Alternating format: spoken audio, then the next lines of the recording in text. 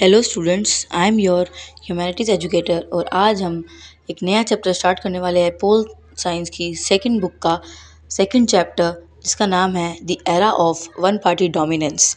जैसे कि आपको पता ही है कि फर्स्ट चैप्टर में हमने देखा था कि हमने जो अपनी कंट्री के सारे 26 स्टेट्स को यूनाइट कैसे किया। तो अब हम अपने सेकंड चैलेंज बढ़ते हैं। हमारा जैसे कि सेकंड चैलेंज क्या था? सेकंड चैलेंज था टू इस्टेब्लिश डेमोक्रेसी।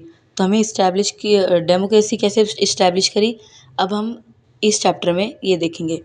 तो फिर हमारा जो पहला टॉपिक है वो है चैलेंजेस ऑफ बिल्डिंग डेमोक्रेसी। तो जैसे कि आप देख सकते हो कि इसके पहले पैराग्राफ में हमें बताया गया है कि जो डेमोक्रेसी है वो बहुत सी जो कंट्रीज़ हैं वो ये बोल रही थी कि ये जो डेमोक्रेसी है वो अफोर्ड नहीं कर सकती, क्योंकि जो डेमोक्रेसी है वो यूनाइटी जो है छीन लेती है और डिफरेंसेस और कन्फ्लिक्ट्स ले आती है कंट्री के अंदर।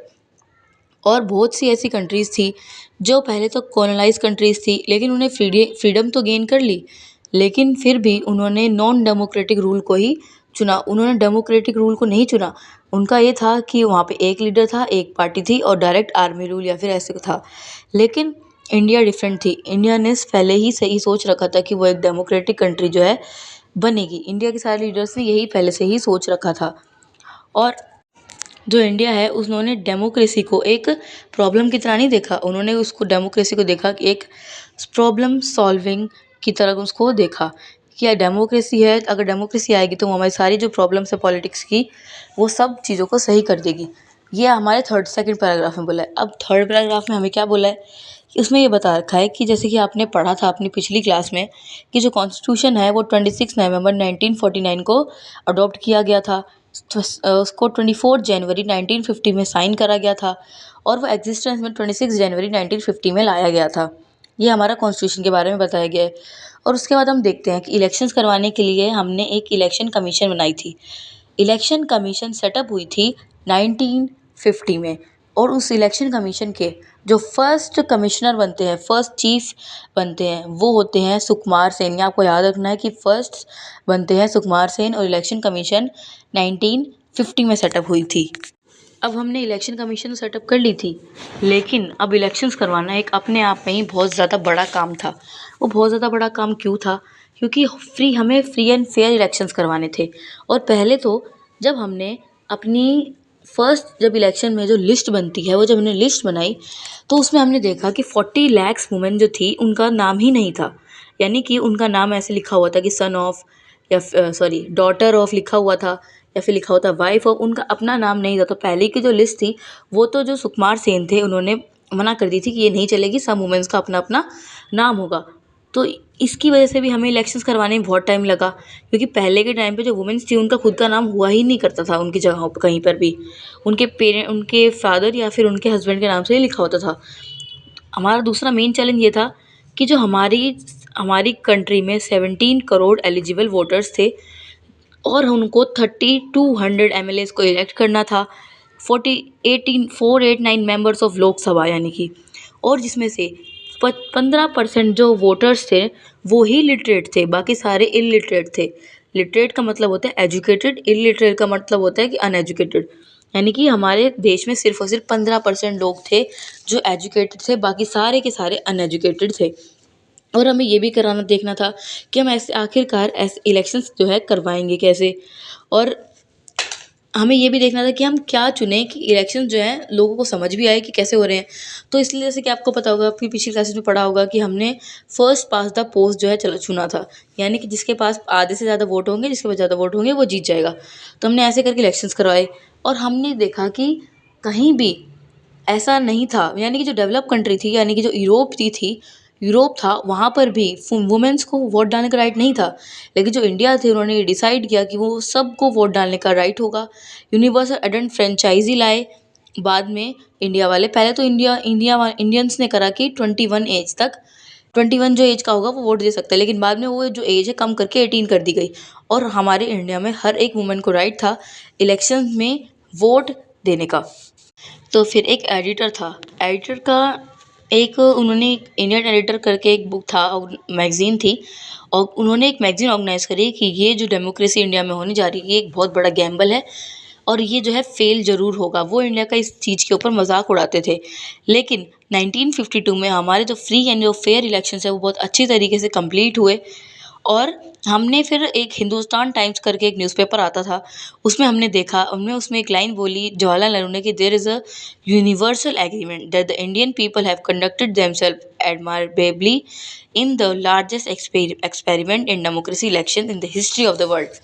यानी कि हमने वर्ल्ड में सबसे ज़्यादा बड़ा जो है, वर्ल्ड की हिस्ट्री में सबसे बड़ा काम कर दिखाया था कि ऐसी कंट्री जिसमें इतने ज़्यादा इलिटरेट पीपल हैं, हमने वहाँ पर फ्री और फेयर इलेक्शन जो है कंडक्ट करवाए थे। फिर हमारा अब आता है हमारा नेक्स्ट टॉपिक है हमारा Congress dominance in the first 3 general elections. तो कांग्रेस, जैसे आपको पता है कि जो शुरुआत के हमारे जो 3 जनरल इलेक्शंस हुए थे, उसमें जो है कांग्रेस ने डोमिनेट किया था। कि क्यों, इसके कुछ रीजंस थे। पहला रीज़न तो ये था कि 1885 में जो कांग्रेस है वो सेटअप हो गई थी, तो उन्होंने अपना ऑर्गेनाइजेशनल स्ट्रक्चर पूरे के पूरे इंडिया में बना लिया था। मतलब उसकी जो छाप थी पूरे इंडिया में थी। पहला रीज़न तो ये था। सेकंड रीज़न ये था कि वो जो पूरे इंडिया को लगता था कि कांग्रेस ने ही सबसे ज़्यादा हेल्प करी है हमें इंडिपेंडेंट बनवाने के लिए। थर्ड रीज़न ये था कि सेकंड रीज़न ये था, और अब थर्ड रीज़न ऐसा था कि उसमें वो सारे के सारे लीडर्स थे जिन्होंने महात्मा गांधी के साथ मूवमेंट्स करे थे। उसमें फेमस लीडर्स थे। और तो और जो कांग्रेस थी वो अपने आप में ही एक आइडियोलॉजिकल कोएलिशन पार्टी थी। उसमें हर तरीके के लोग थे, हर तरीके के आइडियोलॉजिकल लोग थे, जैसे कम्युनिस्ट भी, सोशलिस्ट भी, माओइस्ट, मतलब हर तरह के उसमें लोग थे। वो एक अपने आप में ही आइडियोलॉजिकल कोएलिशन पार्टी थी। जैसा आपको पता होगा टोटल की टोटल लोकसभा में 489 सीट्स होती हैं, जिसमें से जो कांग्रेस होती है वो 364 जो है सीट्स जीत जाती है। कांग्रेस सबसे ज़्यादा सीट जीतती है। उसके बाद सेकंड नंबर पे सीट जीतती है communist party. Communist party 16 seat जीतती है, और ये उस टाइम पे सबसे ज़्यादा सीट्स थी जीतने में। और मैं आपको एक बताना चीज़ भूल गई हूँ, तो वो है कि अपोजिशंस पार्टी भी नहीं थी। बहुत सी ऐसी थी कि अपोजिशन पार्टी नहीं थी, तो इसकी वजह से भी कांग्रेस जो है फर्स्ट 3 जनरल इलेक्शन में डोमिनेट कर जाती है। ऐसा पहली बार ऐसा हो रहा था कि पूरी की पूरी कंट्री पे सिर्फ और सिर्फ एक ही पार्टी का रूल था। और ये पार्टी ऐसे नहीं आई थी कि अपने आप आ गई या फिर डेमोक्रेटिक तरीके से नहीं आई। ये एक डेमोक्रेटिक तरीके से थी, जिसपे पूरी की पूरी इंडिया पे कांग्रेस का बोलबाला था। हर जगह पे कांग्रेस ही जीती थी। जैसे आपको ये याद रखना है कि फर्स्ट जनरल इलेक्शन हुए हमारे 1952 में हुए, सेकंड जनरल इलेक्शन 1957 में हुए, ऐसे ही थर्ड जनरल इलेक्शन हमारे 1962 में हुए। और इन तीनों जनरल इलेक्शंस में इन जो कांग्रेस है उन्होंने बहुत ज़्यादा डोमिनेट किया। लेकिन जो थर्ड इलेक्शन थे उसमें लेकिन जो थर्ड जनरल इलेक्शंस थे उसमें जो कांग्रेस थी ना, कांग्रेस ने 1952 में 45% टोटल वोट जो है जीते थे, और उन्होंने 74% सीट्स जो है जीत ली थी। लेकिन इस बार तो इलेक्शन में उनको थोड़ी सी जो है कम सीट्स मिली थी, और जो केरला में कांग्रेस हार गई थी, केरला में जो है दूसरी जो है पार्टी आ जाती है। अब हम आते हैं अपने अगले चैप्टर पे। अगले चैप्टर है नेचर ऑफ कांग्रेस डोमिनेंस, कि आखिर जो कांग्रेस है वो कैसे डोमिनेट कर गई थी। जैसे कि मैंने आपको अभी कुछ रीजंस बताए। जैसे कि आप अपनी बुक में आप 2 बुल्स जो देख रहे हो, वो 2 बुल्स जो हैं वो ये दिखा रहे हैं कि फर्स्ट जो सिंबल था कांग्रेस का, वो फर्स्ट सिंबल ये 2 बुल्स ही थे। उसके बाद इसमें हमें ये बता रखा है कि पहले के टाइम पे एक पार्टी हुआ करती थी मैक्सिको की, पीआरआई। लेकिन जो वो पीआरआई जो पार्टी थी वो एक ऐसी पार्टी थी जो आर्मी के थ्रू, आर्मी की वजह से वो जो है डोमिनेंस में आई थी। आर्मी की वजह से उसने अपनी सरकार बनाई थी। लेकिन जो कांग्रेस है वो ऐसी नहीं थी। कांग्रेस जो पूरी फ्री एंड फेयर तरीके से उसने अपनी सरकार जो है हर बार बनाई थी। अब हम इसके सब टॉपिक पे आते हैं, Congress as social and ideological coalitions. इसका मतलब ये है कि कांग्रेस अपने आप में ही आइडियोलॉजिकल कोएलिशन है। सबको बताती हूँ कि 1885 में कांग्रेस का इस्टेब्लिशमेंट हुआ था। सबसे पहले तो कांग्रेस जब इस्टेब्लिश हुई, जो कांग्रेस थी ना उसमें ज़्यादातर सारे जब वो बनी थी उसमें इंग्लिश स्पीकिंग लोग थे, अपर क्लास के लोग थे, अपर मिडिल क्लास के लोग थे, अर्बन एलिट्स थे। उसमें बहुत अलग अलग डाइवर्स ग्रुप्स थे। और जो यहाँ के जो मतलब वो एक तरीके से एक रेनबो पार्टी जिसमें हर तरह के आपको लोग मिलेंगे। कांग्रेस में अलग अलग फैक्शंस थे। फैक्शंस क्या होता है, जब अलग अलग लीडर्स, मतलब कांग्रेस के अंदर ही एक ऐसे छोटे छोटे ग्रुप्स बने हुए थे कि जिन ग्रुप्स की अलग अलग आइडियोलॉजी थी। जैसे कुछ लोग सोशलिस्ट थे, कुछ लोग कम्युनिस्ट थे। ऐसे उनकी अलग अलग जो है आइडियोलॉजीज कांग्रेस के अंदर ही बनी हुई थी। कांग्रेस अपने अंदर ही अंदर एक दूसरे को अपोज भी करती थी, एक दूसरे के साथ भी रहती थी और सरकार चलाया करती थी। और आप उस टाइम की कांग्रेस को एक कोएलिशन पार्टी भी कह सकते हो। उसके बाद जो हमारी कांग्रेस थी वो इसलिए भी डोमिनेट करती थी कि कभी कभी जो अपोजिशन पार्टीज होती थी वो किसी भी चीज़ पर डिबेट करने की कोशिश करती थी, तो कांग्रेस के पास उस हर चीज़ का जवाब होता था, क्योंकि वो उस डिबेट को पहले ही कर चुकी होती थी अपनी ही पार्टी के अंदर।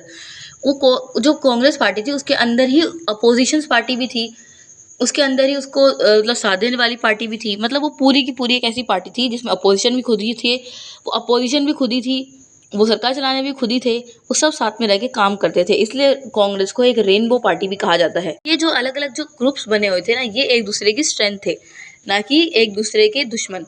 ये एक दूसरे को स्ट्रेंथ देते थे और एक दूसरे के साथ साथ में काम करते थे डेमोक्रेटिक तरीके से। अब हम आ जाते हैं अपने topic emergence of opposition parties पे। तो इंडिया के अंदर बहुत ज़्यादा large number of diverse groups हैं। यहाँ पे अलग अलग मल्टी पार्टी जो है आ जाती हैं। कांग्रेस एक पहले शुरुआत में तो कांग्रेस ही थी, लेकिन जब हमारे इलेक्शन होते हैं उसके बाद बहुत सारी जो पार्टी नई नई पार्टीज़ हैं वो इमर्ज होकर आती है। नॉन कांग्रेस पार्टी जो है इमर्ज होकर आती है। ऐसी बहुत सी पार्टीज थी जिन लोगों को टोकन मिल जाता था, लेकिन जो वो पार्टी थी वो जीत नहीं पाती थी। जैसे टोकन का मतलब आप समझ सकते हो कि उनको लोकसभा में इलेक्शन लड़ने का मौका तो मिलता था, लेकिन वो पार्टीज जो है वो जीत नहीं पाती थी। और पहले की जो हमारी जो गवर्नमेंट थी, हमारी पॉलिटिक्स थी, वो बहुत अलग थी, क्योंकि जब हम पहले इलेक्शंस में जीते थे तो हमारी जो जवाहरलाल नेहरू है, जो हमारी अपोजिशन जो पार्टी थी, उन्होंने अपोजिशन पार्टी के लीडर्स को इनवाइट भी किया था गवर्नमेंट में कि उनको कुछ पद देने के लिए उन्होंने इनवाइट भी किया था।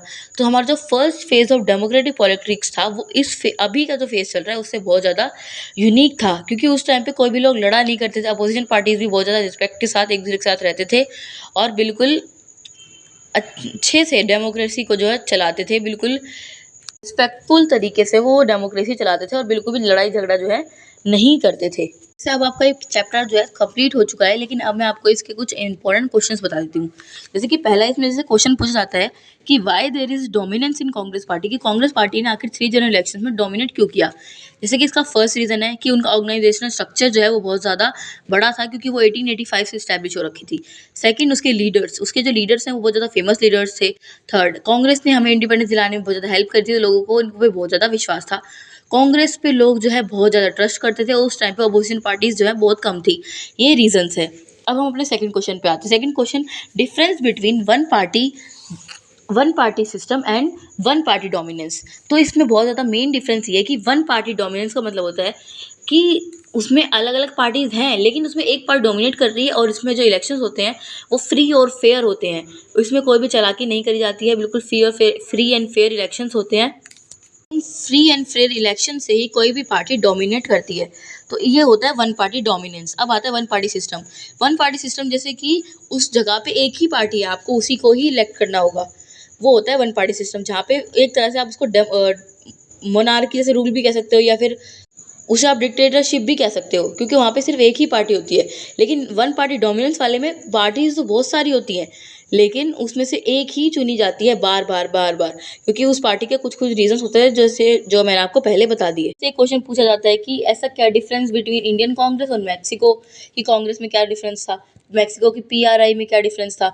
तो जो इंडियन कांग्रेस थी वो डेमोक्रेटिक तरीके से जीत रही थी, ठीक है, और वो डेमोक्रेटिक तरीके से जीत रही थी और उन्होंने बिल्कुल फ्री एंड फेयर इलेक्शन करवाए थे। मैक्सिको की पार्टी में ये था कि मैक्सिको की पार्टी आर्मी रूल के थ्रू उन्होंने अपनी सरकार बनाई थी और वो लोग ज़बरदस्ती लोगों से वोट करवाया करते थे और उनको आर्मी के थ्रू उनको बहुत ज़्यादा मरवाया करते थे, उन पे वायलेंस क्रिएट करा करते थे, प्रेशर डाला करते थे लोगों पे कि उनको वोट दें। और अगर कोई इंसान उनको वोट नहीं देता था तो वो उससे उनकी गवर्नमेंट जॉब छीन लिया करते थे और उसको कोई भी जॉब जो है नहीं लगने देते थे। ये सब जो है PRI करती थी, लेकिन जो इंडियन कांग्रेस थी वो बिल्कुल फ्री एंड फेयर इलेक्शन के थ्रू जीता करती थी। जैसे आपको इस चैप्टर में कुछ कुछ चीज़ें याद रखनी है, जैसे फर्स्ट जनरल इलेक्शन कब हुए, सेकंड कब हुए, थर्ड कब हुए, आपको इसमें ये याद रखना है। हम आ जाते हैं जैसे कि आपकी बुक में कुछ कुछ पार्टीज लिखी हुई हैं, तो मैं आपको उन पार्टी का थोड़ा बहुत बता देती हूँ। जैसे कि फर्स्ट पार्टी है सोशलिस्ट पार्टी। सोशलिस्ट पार्टी 1948 में कांग्रेस से अलग हुई थी। याद रखना है आपको, 1948 में कांग्रेस से अलग हुई थी। इसकी आइडियोलॉजी क्या है?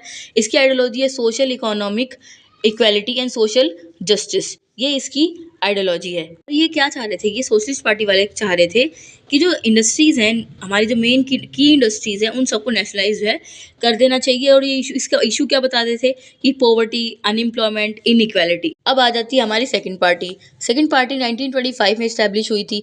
ये कौन थे? ये मार्क्सिस्ट थे, क्लास स्ट्रगलर, और ये लेफ्टिस्ट आइडियोलॉजी वाले लोग थे।